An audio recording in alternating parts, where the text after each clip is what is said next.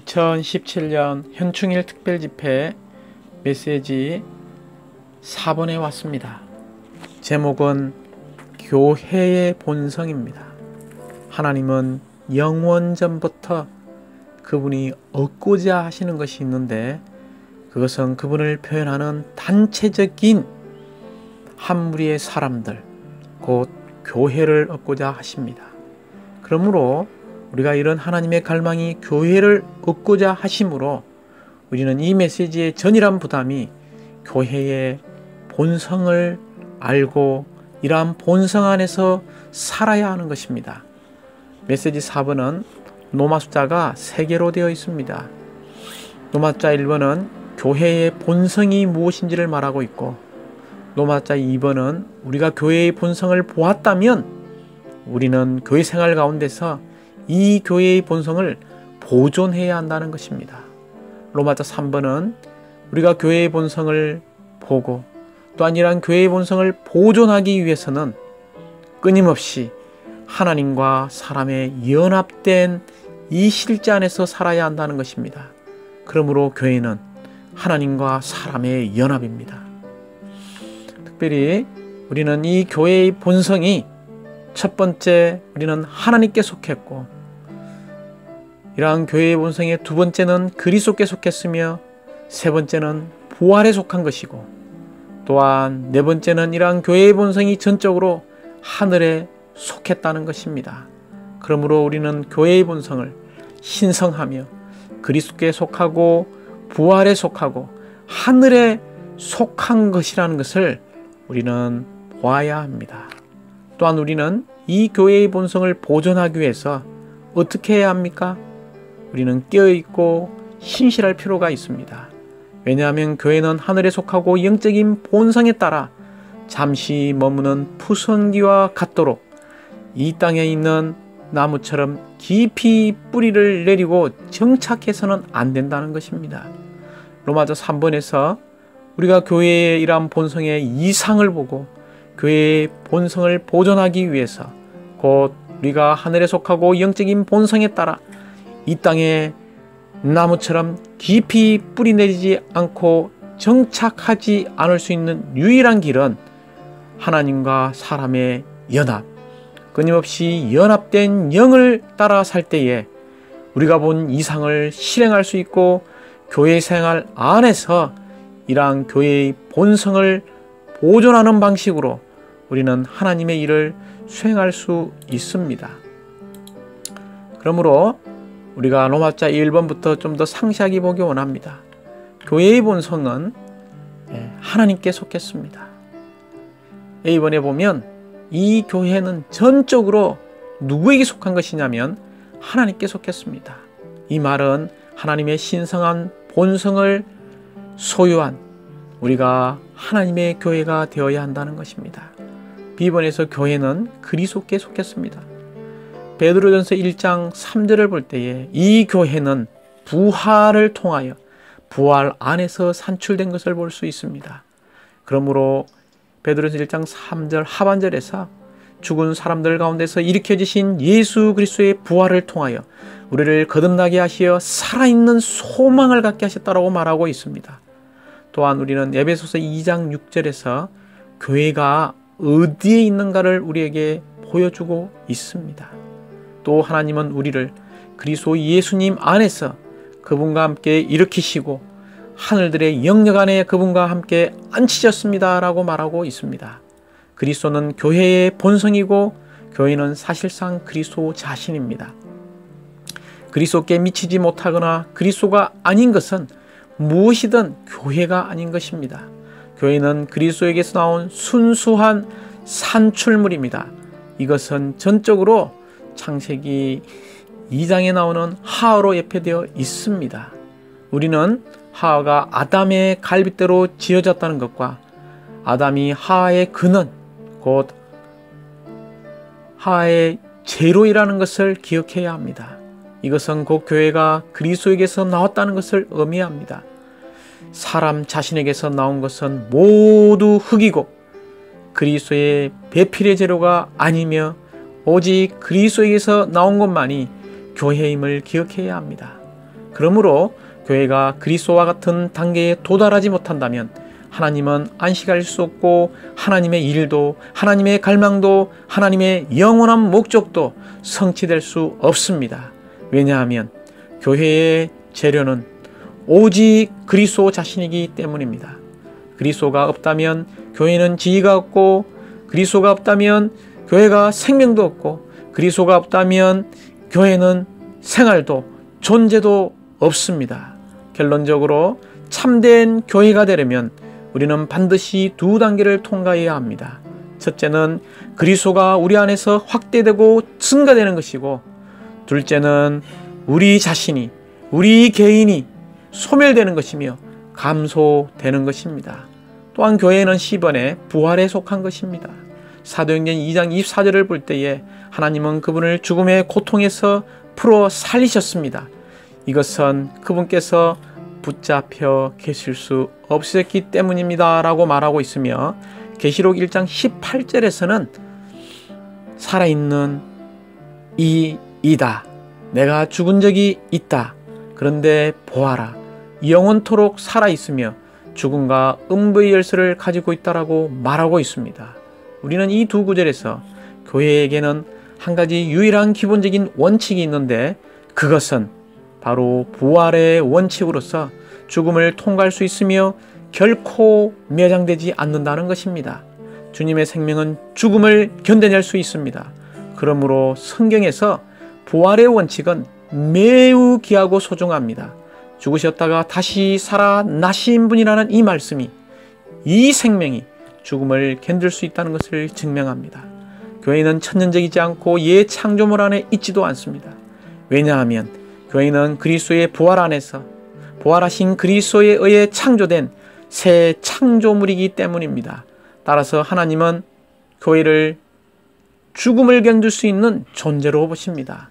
음부의 문들이 교회를 향해 열려 있지만 그 음부의 문들은 결코 교회를 이기지 못하고 교회를 가둬놓지 못합니다. 그러므로 교회의 본성은 부활임을 찬양합니다.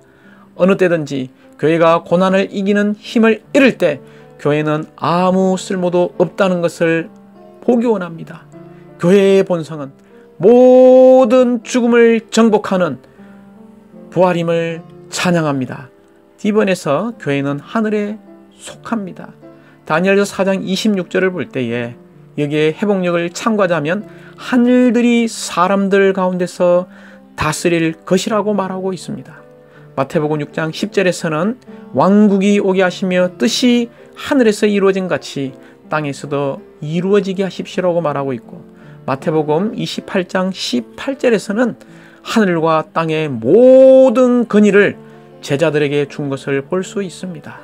그러므로 성경에서 말하고 있는 이 하늘은 하나의 장소의 문제가 아니라 하나님의 권위에 복종한다는 매우 중요한 뜻을 가지고 있습니다. 교회가 하늘에 속한다는 것의 주된 의미는 무엇입니까? 그것은 바로 교회가 하나님의 권위 아래 있다는 것입니다. 만약 피조물이 하나님의 권위에 복종하려면 반드시 하늘의 본성을 갖고 있어야 하고 반드시 하늘에 속해야 합니다. 교회의 하늘에 속한 본성을 지키기 위해 가장 중요한 일은 교회가 하나님의 권위 아래에 머무는 것입니다. 사랑하는 형제자매님들, 교회는 하늘에 속했기 때문에 우리가 하나님의 권위를 떠나고 하나님의 권위에 복종하지 않을 때마다 우리는 교회의 본성을 잃어버립니다. 따라서 우리는 하나님의 권위에 복종하는 공과를 끊임없이 배워야 합니다. 오직 우리가 하나님께서 다스리시도록 허락해 드릴 때만 우리는 하늘에 속할 수 있습니다. 사랑하는 형제자매님들, 다시 한번 교회는 승천 안에 계신 그리스도 안에 있습니다. 교회는 그리스도와 함께 부활했고 이제 이 그리스도는 어디에 앉아 계십니까? 바로 하늘의 영역 안에 앉아 있습니다. 그러므로 이 교회가 하늘에 속한다는 것의 주된 의미는 다시 한번 강조합니다. 권위가 하나님의, 교회가 하나님의 권위에 복종하는 것입니다. 사랑하는 형제자매님들, 빌립보서 3장 20절은 우리의 국적은 하늘들에 있으므로라고 말합니다. 이것은 우리가 하나님의 권위에 복종하는 하늘에 속한 시민이라는 뜻입니다. 그러므로 주 예수님을 믿는 우리들은 하늘이 성경 안에서의 건의의 문제이고 주권의 문제임을 반드시 보아야 합니다. 우리가 주님께 기도하기 원합니다. 주 예수님, 우리 안에서 하늘이 다스리고 하나님께서 우리 안에서 보좌를 세우십시오. 다만 하나님의 주권에 복종함으로 하나님의 건의가 우리 안에서 통행되게 하십시오. 특별히 교회를 봉사할 때 우리 가운데 있는 하나님의 일이 사람의 손 안에 있지 않고 하나님이 다스리는 하나님의 손 안에 있게 하여 주십시오. 아멘. 이제 우리는 로마자 2번에서 교회의 본성을 보존하는 문제에 왔습니다. 우리는 마태복음 13장 31절부터 32절을 볼 때에 특별히 32절에서 겨자씨가 자란 후에 푸성기보다 커져 나무가 되니라고 말하고 있습니다.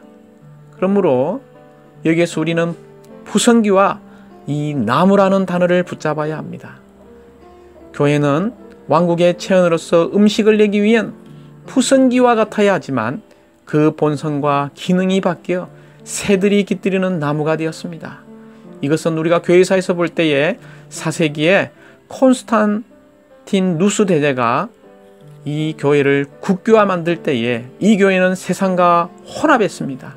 그때 수많은 거짓된 믿는 이들이 기독교 안으로 들어오게 되었고 이 기독교를 더 이상 교회가 아닌 기독교가 되게 했습니다. 이 말은 오늘날의 모든 교회 안에서도 적용될 수 있습니다. 계자는 1년생 푸성기이지만 나무는 단연생 식물입니다. 교회는 하늘의 영적인 본성에 따라 땅에 잠시 머무는 겨자와 같아야 합니다. 그러나 교회는 그 본성이 바뀌어 땅에 있는 나무처럼 깊이 뿌리를 내리고 정착하게 되었습니다. 우리의 삶이 어떻습니까? 이 세상에, 이 땅에 나무처럼 깊이 뿌리를 내리고 있는 나무입니까? 아니면 우리는 이 땅에서 나그네가 되어서 다만 푸성기처럼 1년생인 이러한 식료품이 되어서 즉 다른 이들에게 영양을 공급하고 만족을 위한 뛰어난 음식을 제공하는 이러한 1년생 푸성기입니까? 사랑하는 형제자매님들, 우리는 1년생 푸성기처럼 이 땅에 뿌리를 내리지 않고 나그네처럼 하나님과 사람의 만족을 위해 음식을 산출하는 사람들이 되기 원합니다. 이 일을 위하여 우리는 깨어있고 신실해야 합니다. 왜냐하면 교회는 하늘에 속하고 영적인 본성에 따라 잠시 머무는 푸성기와 같도록 이 땅에 있는 나무처럼 깊이 뿌리를 내리고 정착해서는 안 되기 때문입니다. 이제 마지막 로마자 3번에 왔습니다. 교회는 하나님과 사람의 연합입니다. 우리는 창조 이후 4000년이 지나서 베들레헴에서 한 사람이 태어났는데 그분의 이름은 예수님이고 또한 임마누엘이라고 불렸습니다. 그분은 하나님과 사람의 연합이시며 사람과 연합되신 하나님이십니다. 이분 안에는 사람이 있었고 또한 이분 안에는 하나님도 있으셨습니다. 그 사람은 하나님이면서 사람이셨고 사람이면서 하나님이신 임마누엘이셨습니다. 그때부터 이 우주 가운데에는 두 본성을 가진 한 인격이 존재하게 되었습니다. 그분은 창조주와 피조물, 피조물과 창조물의 연합이셨습니다. 이것이 베들레헴에서 말씀께서 육체가 되신 이야기입니다. 사랑하는 형제 자매님들, 우리는 이러한 성경에 있는 깊고도 중심적인 진리를 보아야 하는데 그것은 하나님과 사람의 연합입니다. 이것이 바로 교회의 원칙이라는 것입니다. 교회의 원칙은 신성하고 인간적인 것입니다. 만일 교회가 단지 신성하기만 하거나 인간적이만 하다면 교회는 그 본성을 잃을 것입니다. 사랑하는 기자님들, 그러므로 우리는 하나님의 유일한 목적, 하나님의 유일한 뜻은 하나님과 사람의 연합이며 하나님의 영원한 목적의 성취는 이러한 연합에 달려 있습니다. 하나님 그분 자신을 우리와 연합시키시어 그분께서 우리의 생명과 우리의 본성과 우리의 내용이 되시고 우리를 그분의 단체적인 표현이 되게 하시는 것입니다. 이러한 하나님과 사람의 연합이신 분의 확대인 교회가 바로 그리스도의 몸입니다. 우리는 복음서들에서 하나님과 사람의 연합은 머리를 산출했습니다. 사도행전에서 하나님과 사람의 연합의 확대는 그리스도의 몸을 산출했습니다. 또한 에베소서 4장 4절부터 6절까지 해서 내 인격 곧 몸과 그 영과 주님과 아버지 하나님은 능동적으로 함께 연합되었습니다. 아버지는 아들 안에 체현되시고 아들은 그 영으로 실제화되시며 그 영은 믿는 일과 연합되십니다. 이러한 연합이 그리스도의 몸의 조성입니다. 가정을 거치시고 왕기되신 삼위일 하나님은 그분 자신을 인성을 가진 그분의 선민과 연합시키시며 이러한 연합이 그리스도의 몸의 진정한 하나입니다. 그러므로 결론적으로 어떻게 우리가 이런 교회의 본성을 보고 교회의 본성의 이런 원칙을 보존하며 살 수 있습니까? 그것은 연합된 영을 따라 사는 것입니다. 로마서 8장 4절에서 육체를 따라 행하지 않고 영을 따라 행하는 우리 안에서 율법의 어려운 요구가 이루어진다라고 말하고 있습니다. 또한 로마서 8장 16절에서는 그 영께서 직접 우리의 영과 함께 우리가 하나님의 자녀들인 것을 증언한다라고 말하고 있고, 고린도전서 6장 17절에서는 주님과 합하는 사람은 주님과 한 영입니다라고 말하고 있습니다. 하나님의 모든 어떠하심과 특별히 빌립보서 1장 19절 예수 그리스도의 영의 넘치는 공급은 다 어디에 있습니까? 바로 이 연합된 영 안에 있습니다. 아버지, 아들, 예수님, 그리스도, 신성, 십자가에서의 죽음, 부활, 승천, 이 모든 놀라운 것들이 과정을 거쳐 완결되신 죽고 부활하신 생명 주시는 영 안에 있으며 또 이 영은 우리의 영과 연합되었기 때문입니다. 이 신성한 영은 우리 사람의 영 안에 거하십니다. 이제 우리의 영 안에 신성한 영이 계실 뿐만이 아니라 이 신성한 영과 우리의 영이 하나로 연합되었습니다. 따라서 이 두 영은 하나입니다.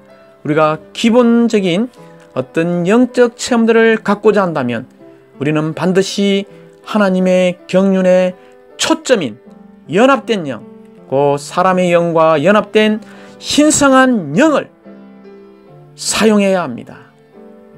사랑하는 형제자매님들, 우리는 네 부류의 사람이 있다는 것을 기억하시기 바랍니다.